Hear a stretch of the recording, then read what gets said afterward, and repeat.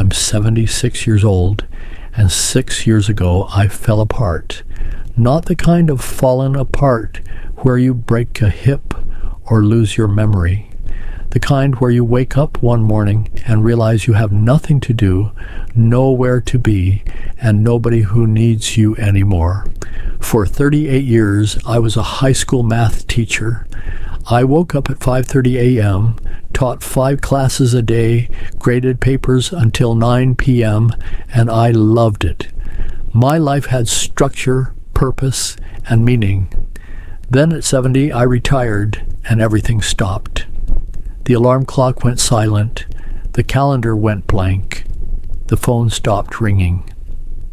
Within 6 months, I didn't recognize myself. I stopped shaving. I stopped going outside. I sat in my recliner all day watching TV shows I didn't even like. My daughter looked at me one Sunday and said, "Dad, you're disappearing." And she was right. Then one simple decision, one thing I almost didn't do, pulled me back from the edge and gave me my life back. Today, I'm going to tell you exactly what that was. If you're over 60, especially if you've recently retired, I want you to know something important. What I went through is not unusual. In fact, research shows that around 28% of retirees experience depression, which is much higher than in the general older adult population. And one of the biggest reasons is loss of identity. For most of our lives, we are defined by what we do. I was Mr. Thompson, the math teacher. I was the guy who helped kids understand algebra. I was the one who stayed after school to tutor struggling students. That was who I was. But when I retired, all of that disappeared overnight, and I didn't know who I was anymore. Retirement is supposed to be this amazing time of freedom and relaxation, right? That's what all the commercials show. Happy couples, walking on beaches, playing golf, traveling the world. But nobody talks about the dark side. Nobody warns you that losing your work routine can feel like losing yourself. Research explains that in retirement, people lose the roles, goals, and structure provided by work, which can create what experts call an existential vacuum. You feel aimless and lost, and that's exactly what happened to me. For 38 years, my days were predictable. Monday through Friday, I woke at 5:30 a.m., made coffee, reviewed my lesson plans, drove to school by 7:15, taught from 8 to 3, met with students or graded papers until 5, went home, had dinner, prepped for the next day, and went to bed around 10 o'clock. Weekends, I caught up on grading and spent time with my wife, Margaret. It was busy, sometimes exhausting, but it was mine. I knew my place in the world, but after retirement, that structure vanished. I woke up whenever. I had nowhere to go, nothing urgent to do, no one waiting for me. And that emptiness, it swallowed me whole. Today, I want to share my journey with you because if you're struggling with retirement, or if you've lost your sense of purpose, or if you're just feeling invisible and unimportant, I want you to know 2 things. First, you're not alone. Second, there is a way back. I'm going to tell you the one thing that saved my life, how I found it, and how you can find it too. And I promise, by the end of this, you'll have a clear, simple plan you can start tomorrow. Let me paint you a picture of what my life looked like before I retired. I taught high school math for 38 years at Lincoln High School in my hometown. Algebra, geometry, trigonometry, calculus. I taught them all. My alarm went off every weekday at 5:30 a.m., and I was out of bed within 2 minutes. Coffee first, always. Then I'd sit at the kitchen table with my lesson plans, making notes, reviewing the day's topics, thinking about which students might need extra help. By 7:15 a.m., I was in my classroom. I'd write the day's objectives on the board, set up any materials I needed, and greet students as they wandered in. From 8 a.m. to 3 p.m., I taught 5 classes. Between classes, students would stop by with questions. During lunch, I'd eat at my desk while grading quizzes or helping a student who was struggling. After school, I ran a tutoring session twice a week for anyone who needed extra support. By 5 p.m., I'd head home, exhausted but satisfied. Evenings were for grading papers and tests, planning the next week's lessons, or calling parents to check in about their child's progress. Weekends, I caught up on whatever I didn't finish during the week. My wife, Margaret, she understood. She was a nurse, so she knew what it meant to have a demanding job. We'd have Sunday dinners together, take walks, go to church, visit our daughter and grandkids. Life was full. Busy, yes. Tiring, yes. But full of meaning. Every day I knew I was making a difference. When a student finally understood a concept they'd been struggling with, when I saw their face light up with that aha moment, when a former student came back years later to say, "Mr. Thompson, I use what you taught me every day. That was my fuel. That was my purpose. I wasn't just teaching math. I was shaping lives." Then came my 70th birthday. The school threw me a retirement party. Students made a video with thank you messages. My colleagues gave me a plaque. Everyone said, "Enjoy your retirement, Mr. Thompson. You've earned it." And I believed them. I thought I was ready. I thought I'd finally have time to relax, read books, work on hobbies, travel with Margaret. The first week was nice. I slept in until 8 a.m. I had a leisurely breakfast. I watched some TV. I felt like I was on vacation. The second week, I started to feel a little restless. By the third week, I was bored. By the end of the first month, I was lost. The alarm clock stayed off. I'd wake up at random times, 7 o'clock, 9 o'clock, sometimes 10 o'clock a.m.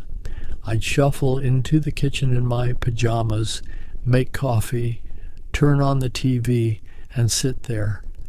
Hours would pass. Margaret would come home from her nursing shifts and find me in the same spot, still in my pajamas, still staring at the screen. She'd ask, "Did you go out today?" And I'd say, "No, didn't need to." She'd ask, "Did you call anyone?" And I'd say, "No, nobody to call." She'd ask, "Are you okay?" And I'd say, "I'm fine." But we both knew I wasn't. The structure that had held my life together for nearly 4 decades was gone. I had no reason to set an alarm, no lessons to prepare, no students who needed me, no papers to grade, no deadlines, no responsibilities. And without all of that, I didn't know what to do with myself. Research shows that this is a common experience. Retirement can lead to feelings of emptiness, loneliness, uselessness, and a lack of clear understanding of future conditions. That's called retirement syndrome, and I had it bad. By month 3, I stopped shaving regularly. I wore the same sweatpants for days. I stopped answering phone calls from old colleagues and friends. I stopped going to church. I stopped going anywhere. Margaret was worried. My daughter Emily came over one Sunday for dinner, and I could see the concern in her eyes. After dinner, she pulled me aside and said, "Dad, you're not yourself. You're disappearing." And I knew she was right, but I didn't know how to stop it. About 6 months into retirement, on a Tuesday morning, Margaret asked me to go to the grocery store to pick up a few things. I didn't want to go. I hadn't left the house in days, but she asked nicely. So I dragged myself out of my chair, put on real clothes for the first time in a week, and drove to the store. While I was there, I walked past the community bulletin board near the exit. Usually I ignored it, but that day something caught my eye. A bright yellow flyer that said, "Volunteers needed. Help seniors learn computer skills. Tuesdays and Thursdays, 10 a.m. to 12 p.m. at the community center." I stopped and stared at it. For some reason, I couldn't walk away. I thought about my 38 years of teaching. I thought about how much I loved helping people understand things. I thought about how good it felt to see someone's face light up when they finally got it. And then I thought, maybe I could do that again, not with math, but with something. I took a photo of the flyer with my phone and went home. For 3 days, I looked at that photo. I made excuses. I don't know much about computers. I'm too old. What if I'm terrible at it? But on Friday morning, I called the number. A woman named Carol answered. She was so warm and encouraging. She said, "We'd love to have you. We have seniors who are really struggling with basic computer tasks like email, online banking, video calls with their grandkids. They need patient teachers. Can you come this Tuesday?" I said yes. And that yes changed my life. That Tuesday morning, I woke up at 7:30 a.m. without an alarm. I showered, shaved, put on clean clothes, and ate a real breakfast. I felt nervous, like it was my first day of teaching all over again. When I arrived at the community center, Carol greeted me with a big smile. She showed me around, introduced me to the other volunteers, and explained what we'd be doing. There were 8 seniors in the class that morning, ages 65 to 82. Some had never used a computer before. Others had one at home, but were terrified of breaking it. My job was to sit with them one-on-one and help them learn the basics. I was paired with a woman named Betty, 76 years old. She wanted to learn how to send emails to her daughter who lived out of state. I pulled up a chair next to her and said, "Okay, Betty, let's start simple. Do you know how to turn on the computer?" She laughed nervously and said, "I'm not even sure which button to push." So we started there. I showed her the power button. We waited for the computer to boot up. I showed her how to open the browser, how to go to her email site, how to log in. She typed slowly, one finger at a time, and I guided her through each step. After an hour, she successfully sent her first email. It was one sentence. "Hi, Sarah. I'm learning how to use email. Love, Mom." But when she hit send and saw the confirmation that it went through, her eyes filled with tears. "I did it," she whispered. "I actually did it." And in that moment, I felt something I hadn't felt in 6 months. I felt useful. I felt needed. I felt like I had a purpose again. What I didn't know at the time was that finding purpose again wasn't just emotionally healing, it was physically healing too. Research shows that having a sense of purpose in life is one of the most important factors for healthy aging. Studies have found that people with a higher sense of purpose are about 28% less likely to develop cognitive impairment, including dementia. They also tend to live longer, have fewer chronic conditions, and experience less depression and anxiety. Purpose in life is defined as having goals, a sense of direction, and feeling that your present and past life has meaning. When we lose that, especially after retirement, our health suffers. But when we find it again, whether through volunteering, hobbies, mentoring, or other meaningful activities, everything improves. The World Health Organization says that meaningful social activities can significantly improve positive mental health, life satisfaction, and quality of life for older adults. Volunteering specifically has been shown to reduce stress, lower rates of depression and anxiety, improve physical and mental health, and even slow brain aging. A recent study found that spending just a few hours a week helping others may slow the aging of the brain. Volunteers report better overall well-being, stronger social connections, and a greater sense of happiness. For me, volunteering at the community center gave me back everything I'd lost. It gave me a reason to wake up. It gave me a schedule. It gave me social connection. And most importantly, it gave me a sense that I still mattered, that I still had something valuable to offer the world. If you're feeling lost right now, if you're struggling with retirement, or just feeling like your life doesn't have meaning anymore, I want to walk you through the exact steps I took to find my way back. You can do this too. Step 1, think about what you loved about your old life.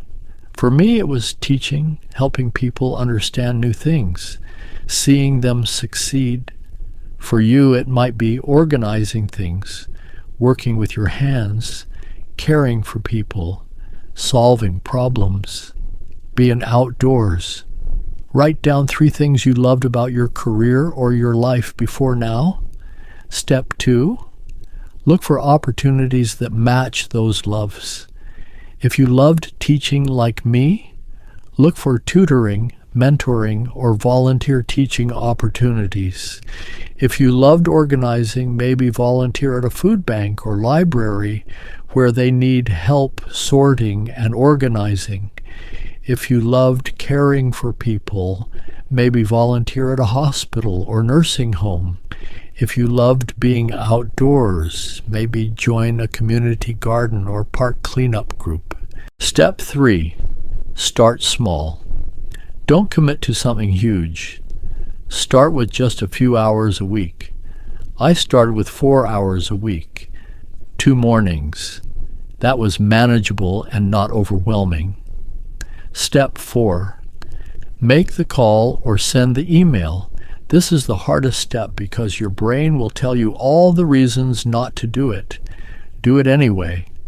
Look up local volunteer opportunities online, websites like Volunteer Match, local senior centers, churches, libraries. Call or email and say, I'm interested in volunteering. Can you tell me more? Step 5, show up. The first day will feel awkward and scary. That's normal. Just show up. Be polite. Listen. Follow instructions. Don't expect to feel amazing right away. Step 6, give it time. Go back at least 3 or 4 times before you decide if it's a good fit. The first time is always the hardest. By the 3rd or 4th time, you'll start to feel more comfortable and connected. Step 7, make it part of your routine. Once you find something you like, put it on your calendar. Treat it like a job. This is your new structure. This is your new purpose.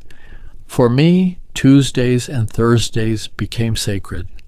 I planned my week around them, and slowly, over the course of a few months, the fog lifted. I started feeling like myself again. Before I share the emotional part of my story, I want to clear up 3 myths that almost stopped me from volunteering.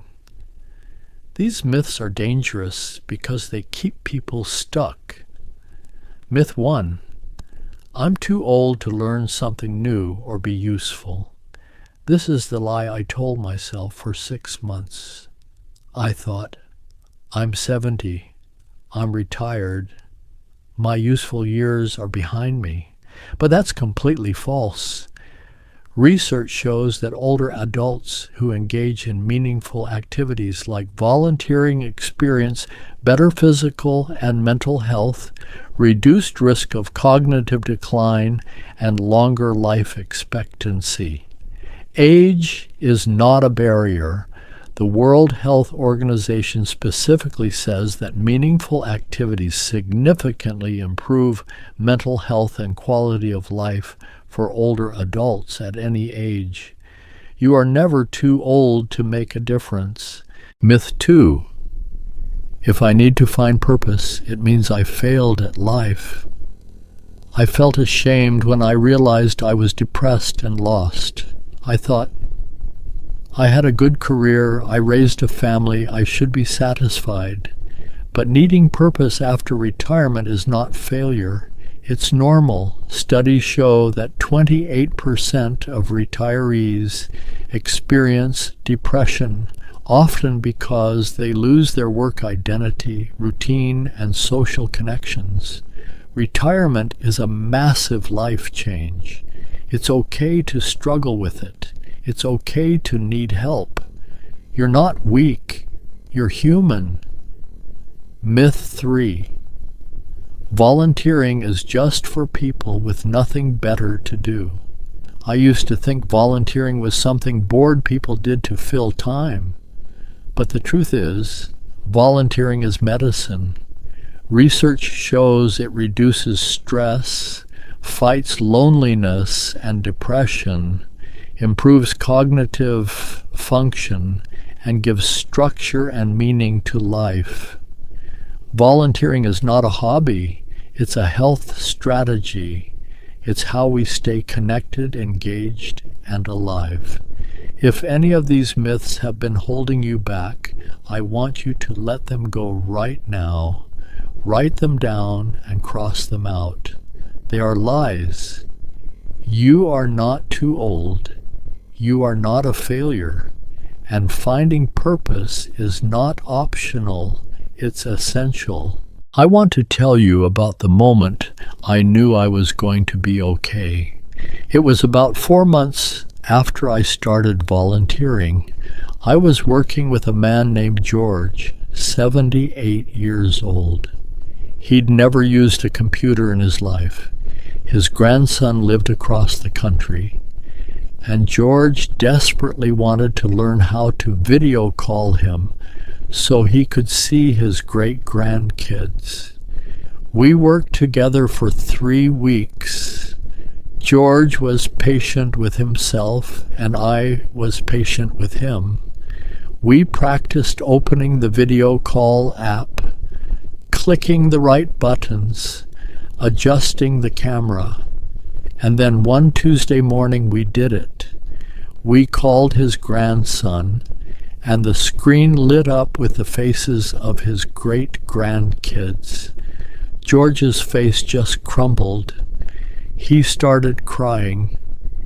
He said, I can see them. I can really see them. I sat there watching him talk to those little kids, watching him smile and laugh, and I thought about how close I came to missing this. 6 months earlier, I was sitting in my recliner in my pajamas, thinking my life was over.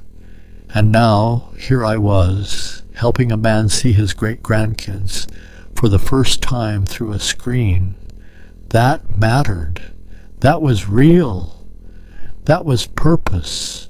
That night, I went home and told Margaret, "I think I'm back."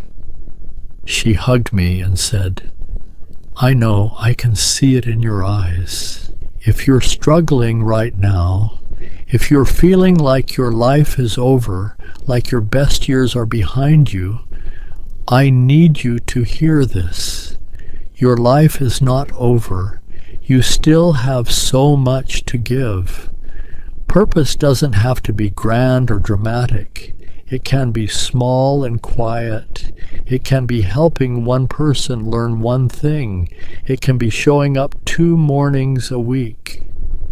What matters is that you find something outside yourself that needs you, because when you do, you'll remember who you are, and you'll realize your story isn't over yet.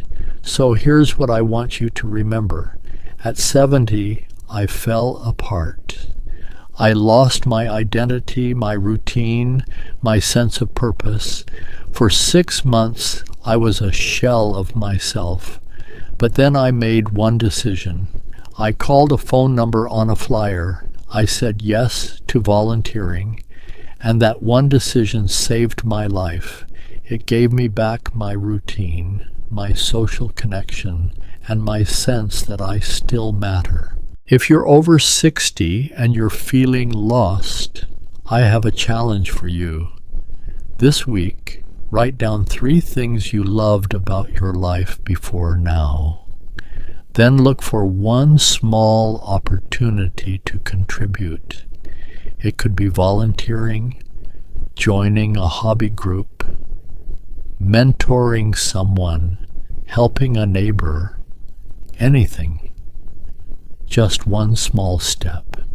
Make one phone call, send one email, show up once. That's all I'm asking. If this story helped you, please like this video. Subscribe for more honest conversations about aging and finding purpose, and share this with someone who might be struggling. In the comments, tell me, what gave your life meaning before, and what's giving it meaning now? Or if you're searching, what's holding you back? Let's support each other. And remember this, you are not too old. You are not invisible. You are not done. Find your purpose, and you'll find your life again. I'm 76, and I'm proof that it's never too late.